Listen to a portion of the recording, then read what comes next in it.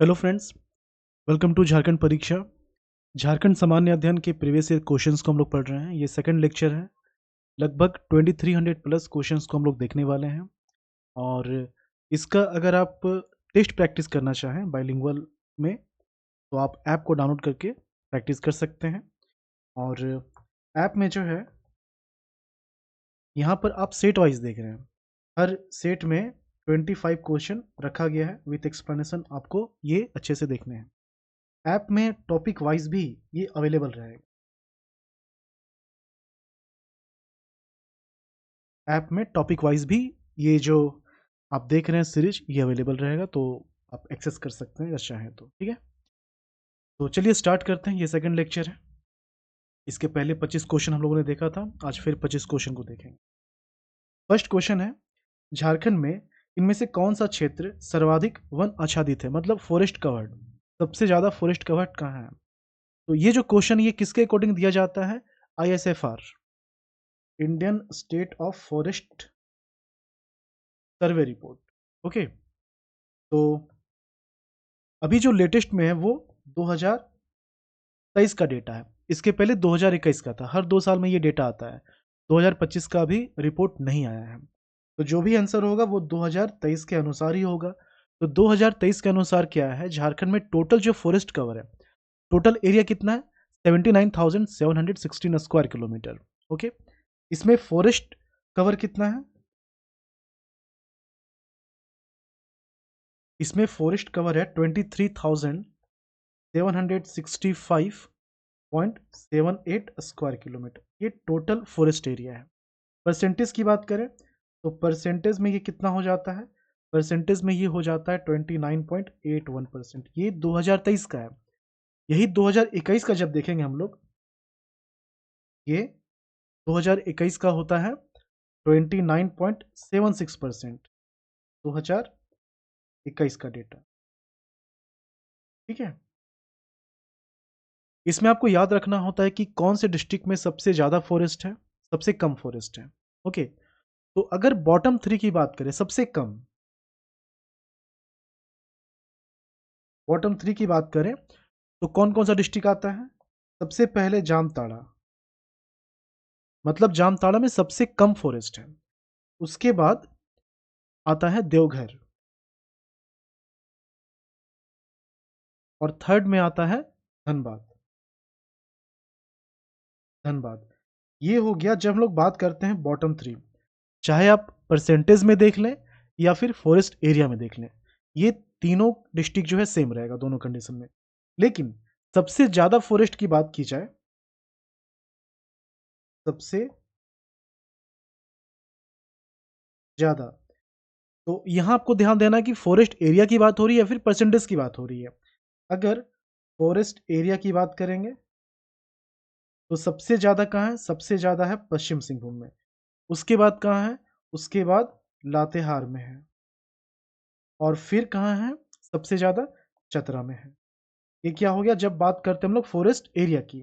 Okay, उसी तरह से जब परसेंटेज की बात करेंगे तो परसेंटेज में सबसे ज्यादा कहाँ है? लातेहार में। सबसे ज्यादा लातेहार के बाद चतरा, और उसके बाद पश्चिम सिंहभूम। ओके, तो ये तीनों आपको याद रखना है। तो फॉरेस्ट एरिया, परसेंटेज, ये दोनों अलग अलग डेटा हो जाता है। सबसे ज़्यादा में ये तीन जो है ये वेरिएशन आपको देखने को मिलता है। पश्चिम सिंहभूम, लातेहार, चतरा। परसेंटेज में लातेहार पहले आता है, फिर चतरा आता है, फिर पश्चिम सिंहभूम आता है। ओके, अब क्वेश्चन में क्या बोला जा रहा है? क्वेश्चन में बोला जा रहा है कि सबसे ज़्यादा फॉरेस्ट कहाँ है। ऑप्शन में आप देखेंगे चतरा, हजारीबाग, चाईबासा, रांची। तो इसका आंसर क्या हो जाना चाहिए? चतरा। तो आपको ऑप्शन के हिसाब से आंसर करना चाहिए। सबसे ज़्यादा फॉरेस्ट या तो पश्चिम सिंहभूम में है या तो लातेहार में है। पश्चिम सिंहभूम के बाद लातेहार, चतरा, अगर फॉरेस्ट एरिया की बात करें। परसेंटेज में लातेहार, फिर चतरा, फिर पश्चिम सिंहभूम। तो यहाँ पर इसका आंसर क्या हो जाएगा? चतरा। और ऑप्शन सी में जो आप देख रहे हैं चतरा, ये चाईबासा, इससे कंफ्यूज नहीं करना है। चाईबासा पश्चिम सिंहभूम का हिस्सा है, लेकिन पूरे पश्चिम सिंहभूम की बात नहीं हो रही है। ओके, तो यहाँ पर इसका आंसर क्या हो जाएगा? चतरा। नेक्स्ट है जोहार। जोहार ये क्या है? इसका फुल फॉर्म क्या है? इसका फुल फॉर्म होता है Jharkhand opportunities for harnessing rural growth. ये इसका फुल फॉर्म है। इस तरह का क्वेश्चन पूछा जाता है। और ये वर्ल्ड बैंक के द्वारा ये स्टार्ट किया गया है। मेनली इसका पर्पस क्या है, जो ग्रामीण क्षेत्र हैं वहाँ पर अलग अलग सोर्सेज से इनकम को बढ़ावा देना। ओके, ये इसका मेन पर्पस है। और ये झारखंड में JSLPS इसके द्वारा चलाया जाता है, Jharkhand state livelihood promotion society के द्वारा चलाया जाता है। ठीक है, जैसे कि कुछ एग्जांपल अगर देखा जाए तो वैसी महिलाएं जो हड़िया बेचने का काम करती थी, तो उनको जो है इस स्कीम से अलग अलग व्यवसाय से जोड़ा गया। ठीक है, ऐसे बहुत सारे ऑप्शंस एग्जांपल आपको देखने को मिल जाएंगे। ठीक है, यहाँ पर इसका आंसर क्या हो जाएगा, Jharkhand opportunities for harnessing rural growth. Next है, यह त्योहार मुख्यतः पशुओं के लिए, कौन सा त्योहार पशुओं के लिए, यहाँ पर आप देख रहे होंगे एक तो जनी शिकार है, दूसरा रोहिणी है। ठीक है, तो ये सब आपने सुन रखा होगा। जैसे कि जनी शिकार जो है, ये महिलाओं के द्वारा 12 वर्षों में एक बार किया जाने वाला, एक तरह से कह सकते हैं कि ये सामूहिक शिकार उत्सव है। ओके, रोहिणी क्या है, ये बीज बोने से संबंधित है। उसी तरह से हल पुण्य है, ये भी खेती से ही संबंधित है, जुताई की शुरुआत का ये प्रतीक माना जाता है। ठीक है, और यहाँ पर जो पशुओं से संबंधित है वो हो जाएगा ऑप्शन ए बंदना। बंदना में क्या होता है, ये जो है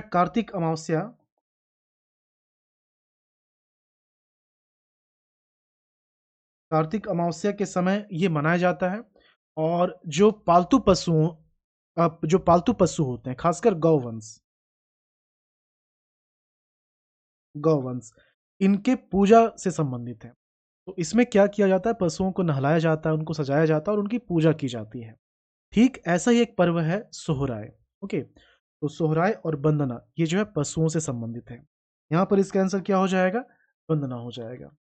ओके, नेक्स्ट है, झारखंड में भारत के निम्न का 26% आरक्षित भंडार है। ये मिनरल का टॉपिक है, मिनरल से क्वेश्चन रहता ही रहता है। ठीक है, और आपको हमेशा ध्यान देना है, ये डेटा चेंज होता है मिनरल का। रिजर्व का डेटा सेम रहेगा, लेकिन जो प्रोडक्शन है उसका डेटा चेंज होता रहता है। ओके, तो यहाँ पर जो इंपॉर्टेंट मिनरल्स हैं उसका डेटा क्या है, रैंक क्या है, परसेंटेज क्या है, ये आपको याद रखने हैं। क्लियर, जैसे कि यहाँ पर बात हो रही है कोयला की, कोयला, तो कोयला के रिजर्व की बात की जाए तो झारखंड का जो स्थान है भारत में वो पहला है। और लगभग पूरे भारत का 27 से 29% रिजर्व झारखंड में है। उसी तरह से अगर आयरन ओर की बात करें तो भारत के आयरन ओर का जो रिजर्व है उसका परसेंटेज झारखंड में कितना है, कितना झारखंड में रिजर्व है, ये 25 से 26% वैरी करता है। और इसका जो रैंक है ये सेकंड है। ठीक है, उसी तरह से कॉपर की बात करें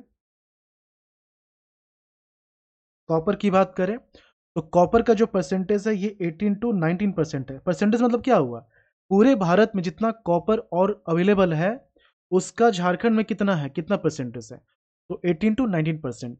और रैंक जो है कितना आ जाता है, थर्ड आ जाता है। फिर बॉक्साइट ये 4 to 5% है।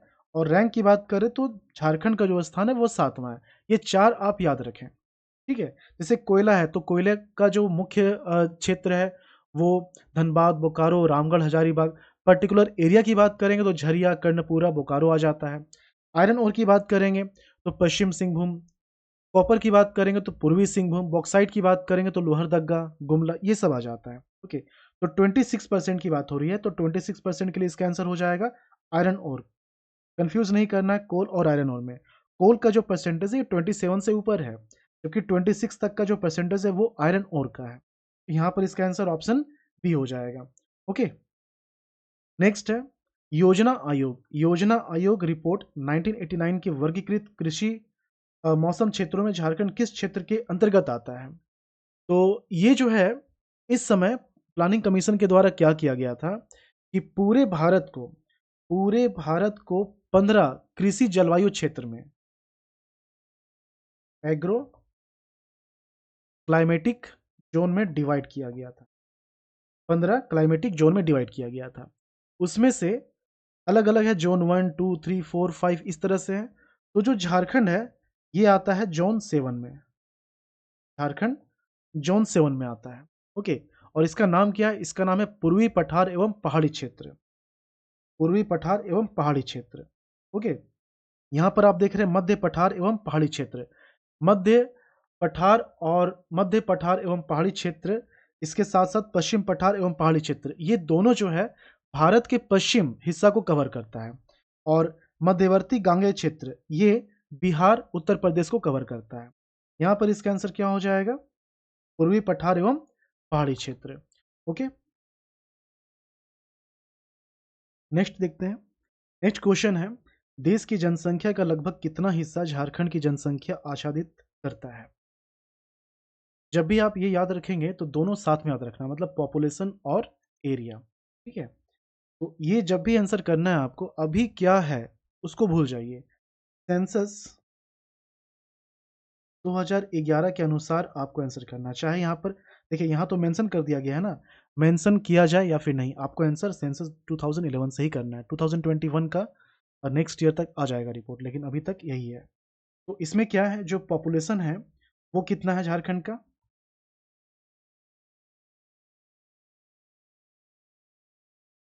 पॉपुलेशन है 3,29,88,134। ओके, भारत की जनसंख्या से कंपेयर करें तो ये लगभग आता है 272%। ओके, 272% आता है, पहला चीज।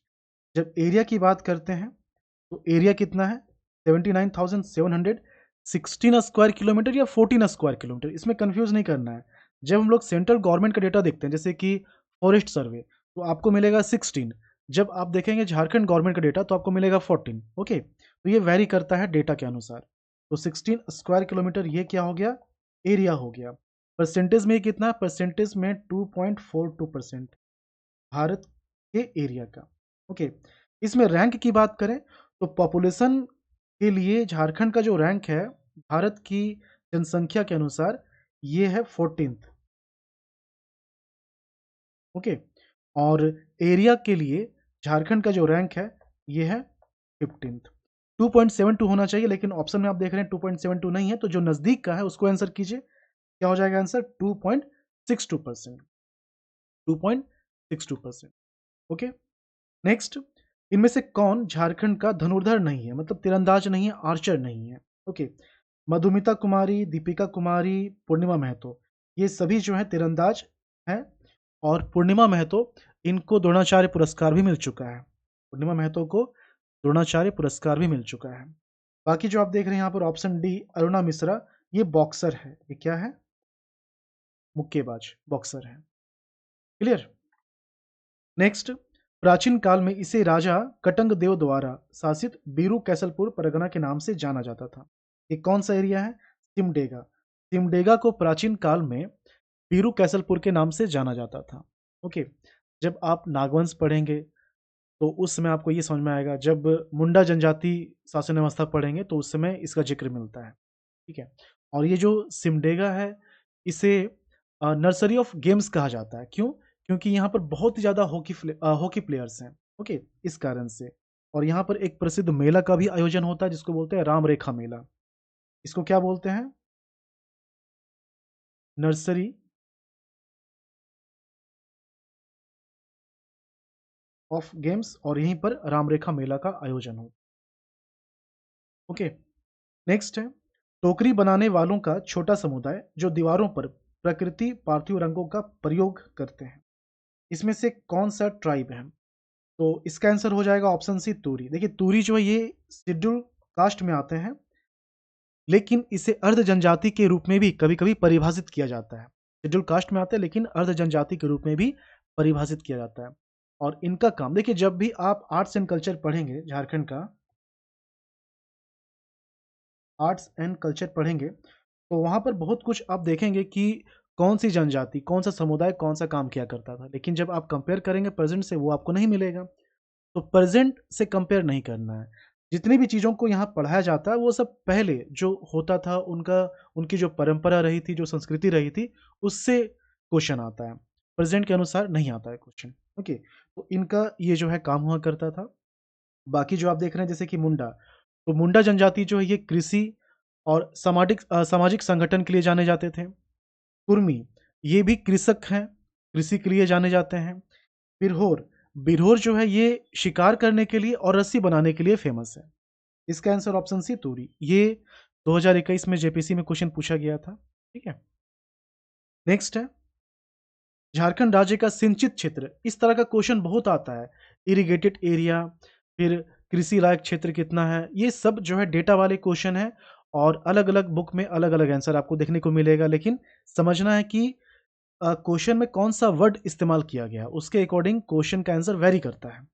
ओके, जैसे कि यहाँ पर आप देखिए सिंचित क्षेत्र पूछा जा रहा है ना, सिंचित क्षेत्र, तो टोटल जो एग्रीकल्चर एरिया है उसके अनुसार इरिगेटेड एरिया निकाला जाता है। तो झारखंड में जो टोटल कृषि क्षेत्र है, झारखंड में टोटल जो कृषि क्षेत्र है ये लगभग 38 लाख हेक्टेयर है, लगभग 38 लाख हेक्टेयर है। ठीक है, अब ये जो 38 लाख हेक्टेयर है इसमें शुद्ध बोया गया क्षेत्र वो लगभग 25 लाख आता है, और प्रति भूमि जहां पर कृषि लायक भूमि है लेकिन वहां कृषि नहीं हो रहा है उसको बोलते हैं प्रति भूमि, वो लगभग 12 से 13 लाख हेक्टेयर है। ठीक है, तो इसी में से सिंचित क्षेत्र जो है, कुल सिंचित क्षेत्र, नेट इरिगेटेड एरिया, ये कितना है, ये है 3.10 लाख हेक्टेयर। ठीक है, और अगर देखा जाए gross irrigated area, gross irrigated area, सकल सिंचित क्षेत्र, तो ये कितना है, ये लगभग 4.5 लाख है, 4.5 लाख हेक्टेयर है। ओके, तो जब भी क्वेश्चन आता है अगर मेंशन नहीं किया जाए तो आप लिखेंगे नेट इरिगेटेड एरिया का डेटा। तो नेट इरिगेटेड एरिया जो है वो कितना है 3.10, तो यहाँ पर इसका जो आंसर होगा वो ऑप्शन ए हो जाएगा, ऑप्शन ए इसका सही आंसर होगा। अच्छा, ये तो हो गया फिगर में ना। अगर परसेंटेज की बात करें तो टोटल जो कृषि योग्य भूमि है उसका ये कितना है 8.1%। ठीक है, तो ये ध्यान देना, ये कितना है 17.5%, इसका आंसर ऑप्शन ए हो जाएगा। अच्छा, कभी कभी एग्जाम में ये भी पूछा जाता है कि सबसे ज्यादा सिंचाई किस साधन से होता है, तो सबसे ज्यादा जो सिंचाई होता है वो कुआं से होता है, वो कुआं से होता है। उसके बाद तालाब से, ये एग्जाम में पूछा गया है, तालाब से होता है, फिर नहर से होता है। ये तीनों आप याद रखेंगे। ठीक है, लगभग 29 से 30% जो सिंचाई होता है वो कुआं से होता है। ऑप्शन ए इसका आंसर हो गया। नेक्स्ट है झारखंड में प्रधानमंत्री जन आरोग्य आरोग्य योजना आयुष्मान भारत का टोल फ्री नंबर है। क्वेश्चन पूछा गया है लेकिन क्वेश्चन है, तो कभी कभी ऐसा भी क्वेश्चन आ जाता है। ये जेपीसी में इस तरह से क्वेश्चन नहीं आएगा, जेपीसी के अलावा जेसीसी का जितना एग्जाम है उसमें ऐसा क्वेश्चन पूछा जा सकता है, और ये सारे क्वेश्चन पूछे हुए हैं, इसमें कोई भी क्वेश्चन खुद से नहीं बनाया गया, सारे क्वेश्चंस जेएसएससी और जेपीसी के एग्जाम के पूछे हुए क्वेश्चन। देखिए, ये जो है प्रधानमंत्री जन आरोग्य योजना, तो इसी के तहत जो है आयुष्मान भारत योजना की शुरुआत की गई थी। आयुष्मान भारत योजना की शुरुआत कब हुआ था और कहाँ से हुआ था, रांची से ही हुआ था। कब, 2018, 23 सितंबर 2018। है, तो इसी के तहत जो है एक टोल फ्री नंबर रिलीज किया गया था 14555, 14555। ओके, नेक्स्ट है बोकारो इस्पात संयंत्र, बोकारो स्टील प्लांट, ये किसकी मदद से स्टैब्लिश किया गया है, तो बोकारो स्टील प्लांट जो है ये सोवियत संघ, यूएसएसआर, ये ऑप्शन है। अगर ये नहीं रहेगा तो रसिया आपको ढूंढना है, ऑप्शन ए इसका आंसर हो जाएगा। अच्छा, स्टील प्लांट में जमशेदपुर का जो स्टील प्लांट है टाटा स्टील, इसके लिए आपको याद रखना है कि पूरी तरह से ये निजी और स्वदेशी तरीके से स्टैब्लिश किया गया था।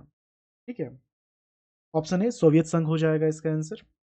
नेक्स्ट, इनमें से एक चित्रकला की शैली नहीं है, कौन सा, पेंटिंग स्टाइल नहीं है, तो उरांव भित्ति चित्र क्या होता है, वॉल पेंटिंग, तो वॉल पेंटिंग तो है इसमें। संथाली भित्ति चित्र, संथाली वॉल पेंटिंग, ये भी है, पेंटिंग का ही स्टाइल है। जादो पटिया, जादो पटिया ये संथालों के द्वारा किया जाने वाला पेंटिंग है जो कि कपड़ों या कागजों में किया जाता है पट्टियां बना करके। ओके, लहू आसा ये कोई पेंटिंग शैली नहीं है। इसका आंसर ऑप्शन सी हो जाएगा, लहू आसा। ओके, नेक्स्ट, 2011 की जनगणना के अनुसार झारखंड राज्य की साक्षरता दर कितनी है? ये सब तो बिल्कुल याद होना चाहिए, बिल्कुल फैक्ट वाले क्वेश्चन है। आपको याद नहीं होगा तो आप आंसर नहीं कर पाएंगे, क्योंकि जो ऑप्शन दिया जाता है काफ़ी करीबी होता है। आप देखेंगे यहाँ पर, देखिए 66.41 है, यहाँ पर कितना है, 62.41 है, तो मैच कर रहा है ना ऑप्शन। तो इस तरह से ऑप्शन दिया जाता है। इसका आंसर ऑप्शन बी हो जाएगा, 66.41%, 66.41%। ओके, अब इसमें जो पुरुष साक्षरता दर है, मेल लिटरेसी रेट, ये कितना है? 55.42%। फीमेल लिटरेसी रेट ये कितना है? नहीं, मेल जो है ये 76 है ना? ये जो है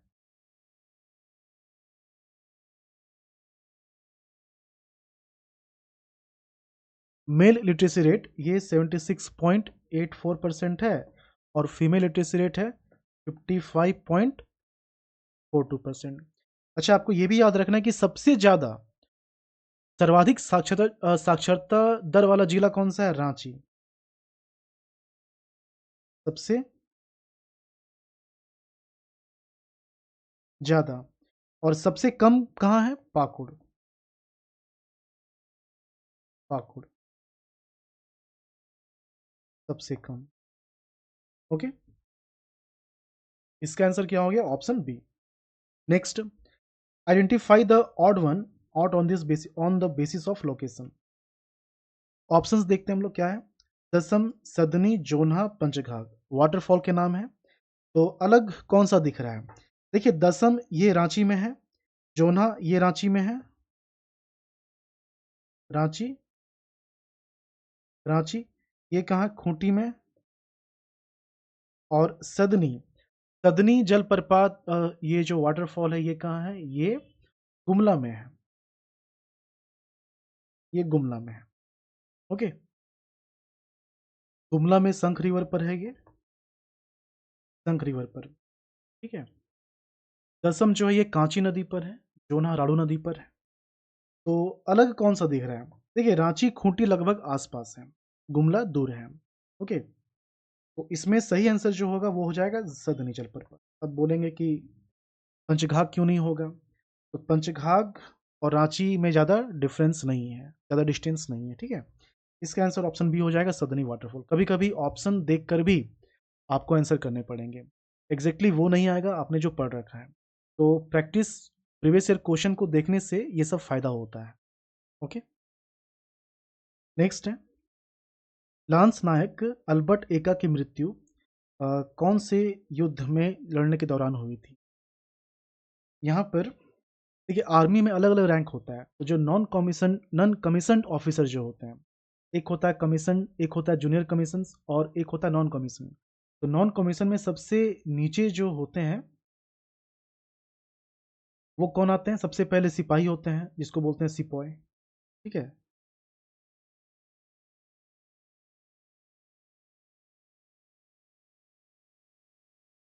नीचे में सिपाही, फिर उसके बाद लांस नायक,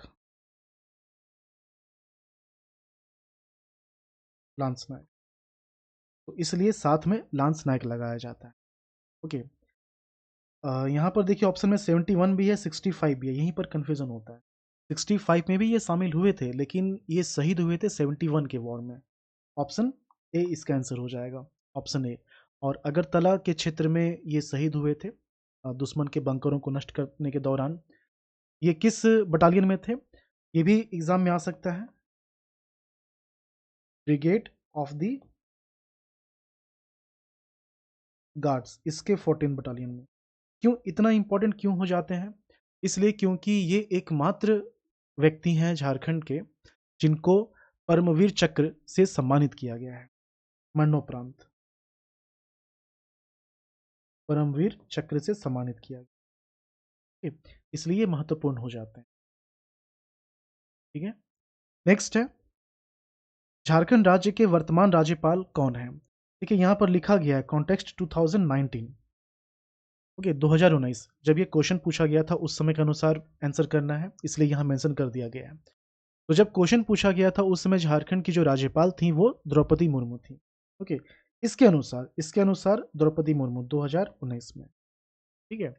और ये झारखंड की एकमात्र और पहली महिला राज्यपाल थी और सबसे ज़्यादा समय तक राज्यपाल ये झारखंड की रही हैं, सबसे लंबे समय तक, ठीक है? और अभी जो है ये भारत की 15वीं राष्ट्रपति हैं, 15वीं राष्ट्रपति हैं। करंट में कौन है राज्यपाल झारखंड का? प्रेज़ेंट में संतोष गंगवार हैं, प्रेज़ेंट में संतोष गंगवार हैं। इनके पहले कौन थे? सीपी राधाकृष्णन। और एग्ज़ाम में अगर आए कि पहले राज्यपाल कौन थे? तो प्रभात कुमार हो जाएगा। ओके, तो इस क्वेश्चन के अनुसार इसका आंसर द्रौपदी मुर्मू। देखिए ये जो क्वेश्चन आप देख रहे हैं सेम ऐसा ही, इसमें कोई चेंजेस नहीं किया जाएगा। टेस्ट में ऐसा ही क्वेश्चन अपलोड किया जाएगा, सेम इसी को अपलोड किया जाएगा ताकि प्रीवियस ईयर क्वेश्चन का जो ढाँचा है वो चेंज ना हो, ठीक है? किसी भी तरह की छेड़खानी नहीं होगी, क्वेश्चन जैसा है, जैसा ऑप्शन है वैसा ही रहेगा, ठीक है? चलिए अगला क्वेश्चन देखते हैं। नेक्स्ट है, कार्तिक के महीने में काले चंद्रमा के दौरान मनाए जाने वाला सबसे अधिक प्रसिद्ध पर्व कौन-सा है? ओके, ब्लैक मून मतलब अमावस्या के दौरान। तो अमावस्या के दौरान देखिए एक-एक करके हम लोग देखते हैं इन सब चीज़ों को। कर्मा, ये कर्मा कब मनाया जाता है? भादो, भादो महीना के एकादशी में। भादो महीना के एकादशी मनाया जाता है। वंदना, अभी क्वेश्चन आया था, वंदना कब होता है? ये कार्तिक के अमावस्या में होता है।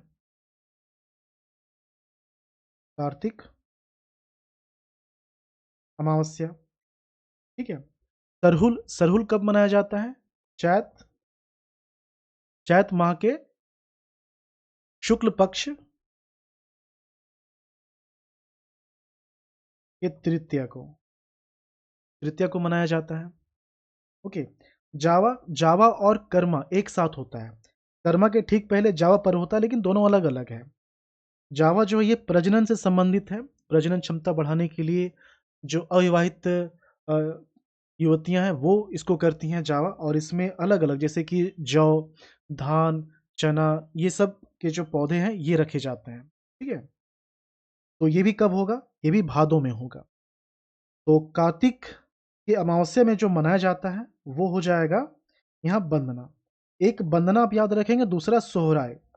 वंदना और सोहराय, ये दोनों जो है साथ में मनाया जाता है और इसमें होता क्या है, पशुओं को नहलाया जाता है, सजाया जाता है, उनकी पूजा की जाती है। तो ये पशुओं से संबंधित है, ठीक है? इसका आंसर ऑप्शन सी वंदना हो जाएगा। देखिए क्वेश्चन रिपीट कर रहा है ना, तो आप देख पाएँगे कि प्रीवियस ईयर क्वेश्चन लगाने में आपको पता चलेगा कि कितना क्वेश्चन किस टॉपिक से रिपीट होता है, ठीक है? ऐप में टॉपिक वाइज़ भी जो है क्वेश्चन को अपलोड किया जाएगा, तो जब टॉपिक वाइज़ क्वेश्चन को अपलोड किया जाएगा तो और आप जो है और अच्छे से समझ पाएँगे कि किस टॉपिक और ध्यान से इम्पोर्टेंस देना है, ज़्यादा पढ़ना है, ओके? तो यहाँ पर ऑप्शन सी वंदना हो जाएगा, ओके? अगला क्वेश्चन, अविवाहित जनजाति बालिकाओं द्वारा उत्तम उर्वरता के लिए कौन-सा पर्व मनाया जाता है? तो अभी हम लोगों ने देखा, देखिए इसमें कन्फ्यूज़न क्या होता है, अगर कर्मा ऑप्शन में नहीं है, तो डेफ़िनेटली आप जावा को टिक करेंगे, लेकिन यहाँ कर्मा भी है, कर्म भी है, तो हो सकता है कि आप जो है कन्फ्यूज़ करें। तो देखिए कर्मा अलग है, जावा अलग है, लेकिन ये साथ में मनाया जाता है। जावा के जस्ट बाद, जावा की जो डाली होती है, जिसमें अलग-अलग पौधे होते हैं, उसको कर्मा में रख कर के पूजा किया जाता है। तो ये जो है पैरेलल चलता है, लेकिन दोनों अलग-अलग हैं। जावा किस तरह का पर्व है? इसमें अविवाहित जनजाति बालिकाएँ जो हैं, वो अ, उर्वरता के लिए, उत्तम उर्वरता के लिए इसकी पूजा करती हैं, ठीक है? और कर्मा जो है, ये प्रकृति से संबंधित है, ओके? वृक्ष की पूजा की जाती है। तो यहाँ पर इसका आंसर ऑप्शन बी हो जाएगा जावा। रोहिणी हम लोगों ने देखा कि बीज बोने से संबंधित है। वंदना क्या है? ये पशुओं से संबंधित है, पशुओं की पूजा की जाती है। कब मनाया जाता है? कार्तिक की अमावस्या में मनाया जाता है। इसका आंसर ऑप्शन बी हो जाएगा जावा, ओके? तो अब जो है कर्मा और जावा में आप कन्फ्यूज़ नहीं करेंगे, ठीक है?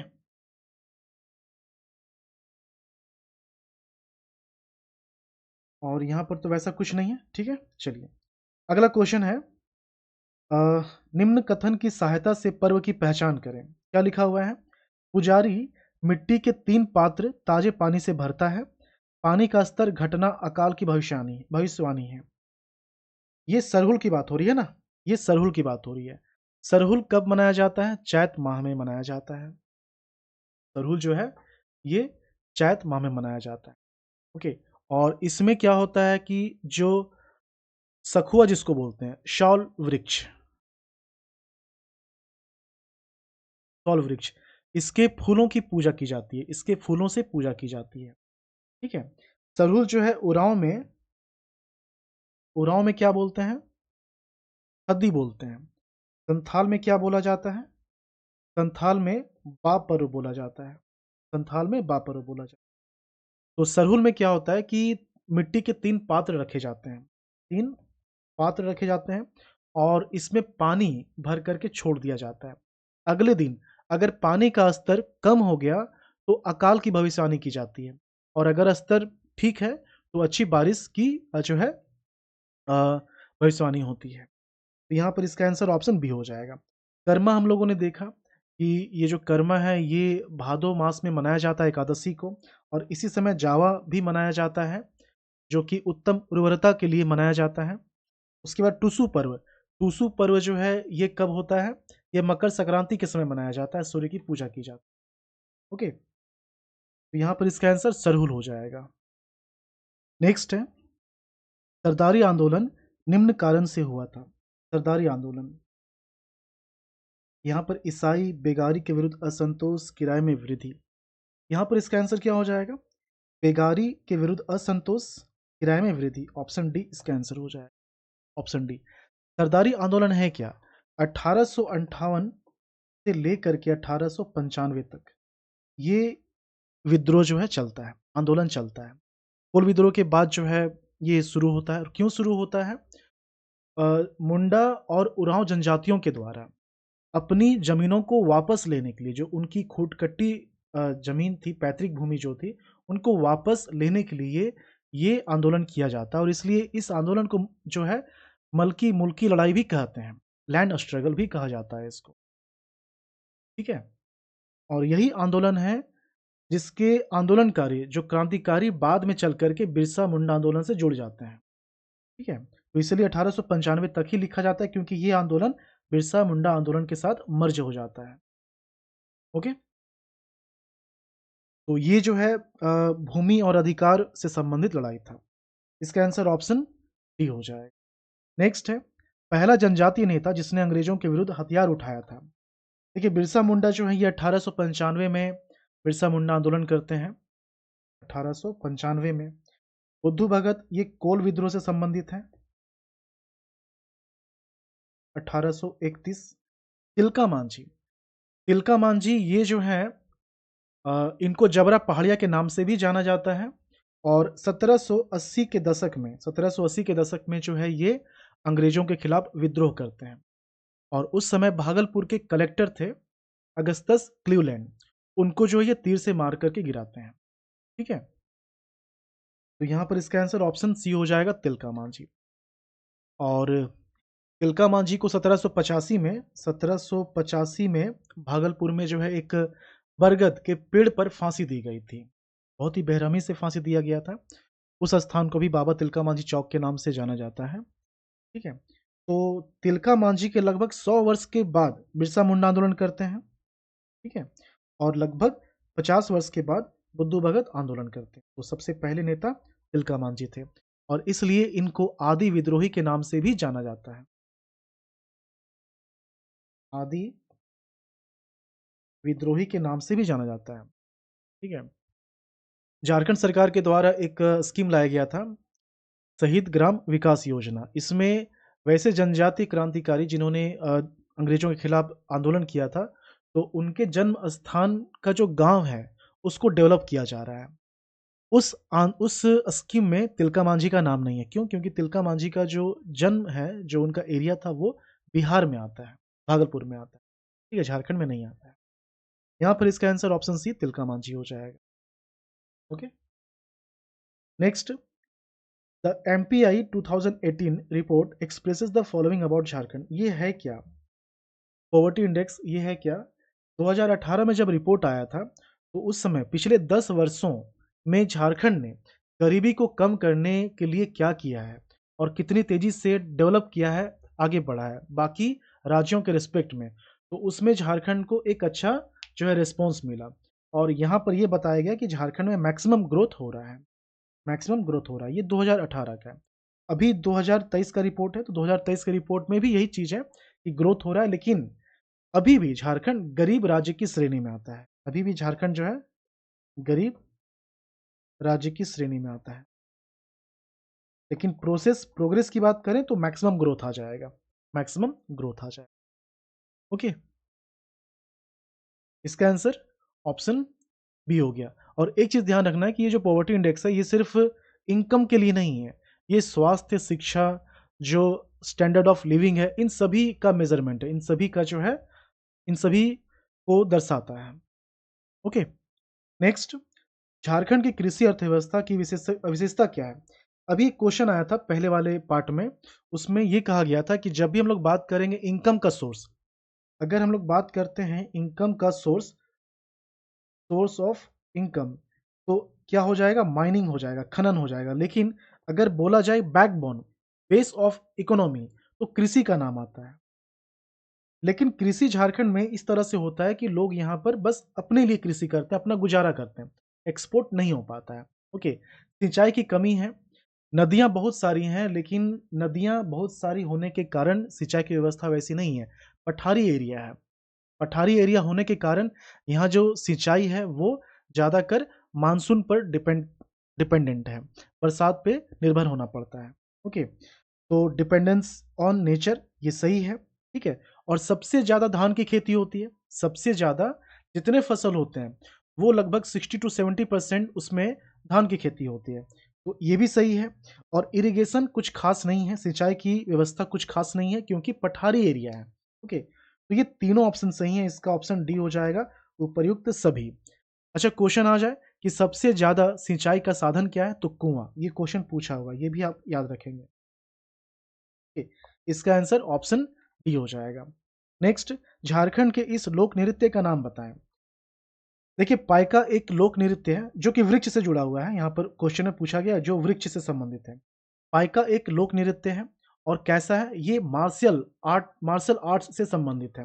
ओके, तो ये भी एक डांस है लेकिन वृक्ष से संबंधित नहीं है। छऊ, छऊ नृत्य जो है ये सरायकेला, 3 शैली होता है ना, सरायकेला, पुरुलिया और मयूरभंज। ओके, पुरुलिया में सबसे बड़ा मुखौटा पहना जाता है, और सरायकेला में भी मुखौटा होता है लेकिन मयूरभंज में मुखौटा नहीं होता है। ओके, 3 शैली है, सरायकेला फेमस है झारखंड का। संथाल के भी नृत्य होते हैं, संथाली नृत्य बोलते हैं। ओके, कर्मा, कर्मा पर्व भी है, नृत्य भी है, ध्यान रखिएगा, ये फेस्टिवल भी है और नृत्य भी है। और इसी में अभी एक क्वेश्चन आया था कि कौन सा पेंटिंग स्टाइल नहीं है, उसमें एक ऑप्शन दिया हुआ था लहुआसा, लहुआसा। इस शैली का इस्तेमाल किया जाता है कर्मा में। ओके, इसमें एक स्पेशल ताल होता है, एक स्पेशल मोमेंट होता है। ओके, तो लहुआसा का इस्तेमाल होता है कर्मा। तो कर्मा जो है ये लोक नृत्य भी है और वृक्ष का नाम है क्योंकि ये कब किया जाता है, करम पूजा में किया जाता है, इसमें करम की डाली की पूजा होती है। और इसके साथ साथ यहाँ पर जावा पर्व भी मनाया जाता है, जावा पर्व जो कि अविवाहित युवतियां के द्वारा अ, उत्तम उर्वरता के लिए ये किया जाता है। Option B Karma. तो ये 25 क्वेश्चन थे और मैंने कोशिश किया कि कम टाइम में इसको एक्सप्लेन किया जाए। इसी तरह से बाकी सभी क्वेश्चंस को, अभी शुरुआत था, 1-2 दिन था, कल से जो है आपको 2-3, फिर ये संख्या बढ़ता चला जाएगा लेक्चर का। उसी तरह से ऐप में, मतलब नेक्स्ट 10 डेज़ में आप काफ़ी कुछ जो है देख पाएँगे। और इन सभी क्वेश्चन को प्रैक्टिस करना है तो आप ऐप को डाउनलोड कर लीजिए, बाइलिंगुअल प्रैक्टिस कीजिएगा, टॉपिक वाइज़ लेक्चर वहाँ पर अवेलेबल रहेगा। ठीक है? चलिए मिलते हैं नेक्स्ट लेक्चर में।